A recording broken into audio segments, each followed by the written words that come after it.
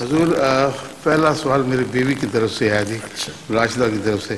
اس نے پوچھا کہ حضور رسول اللہ صلی اللہ علیہ وسلم کو یا ایھا المزمل یا ایھا المدثر کے نام سے پکارا گیا ہے، ان دونوں میں کیا فرق ہے؟ المزمل تو اس لیے بھی کہا جاتا ہے کہ جب پہلی وحی نازل ہوئی تھی تو آپ کا سارا وجود ہل گیا تھا، اور جیسے تیز ملیریا بخار چڑھنے سے پہلے سخت سردی لگتی ہے، اسی طرح آپ کو شدید سردی لگنے لگ گئی تھی.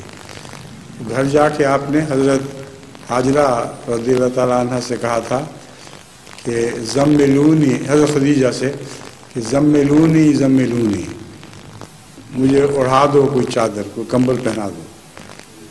تو اس لیے ایھا المزمل کا ایک یہ بھی ترجمہ کیا جاتا ہے.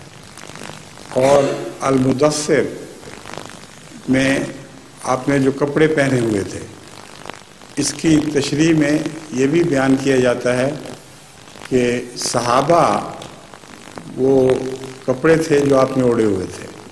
جس طرح کپڑا بدن کے قریب ہوتا ہے اور چمٹ کے اس سے برکت حاصل کرتا ہے، اس طرح صحابہ ہر حال میں حضور اکرم صلی اللہ علیہ وسلم سے چمٹے رہے اور آپ سے آپ کے کپڑوں سے برکت پائی. اسی لیے حضرت مسیح السلام کا بھی انعام ہے، بادشاہ تیرے کپڑوں سے برکت ڈھونڈیں گے.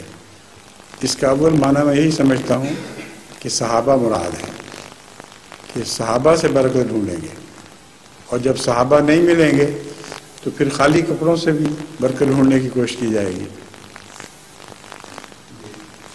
المدثر کا یہ مطلب ہے.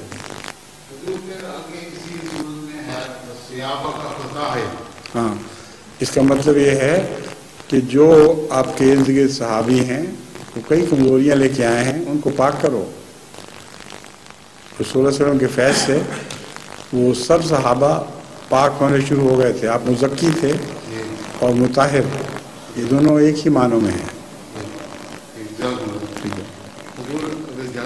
اب آپ کا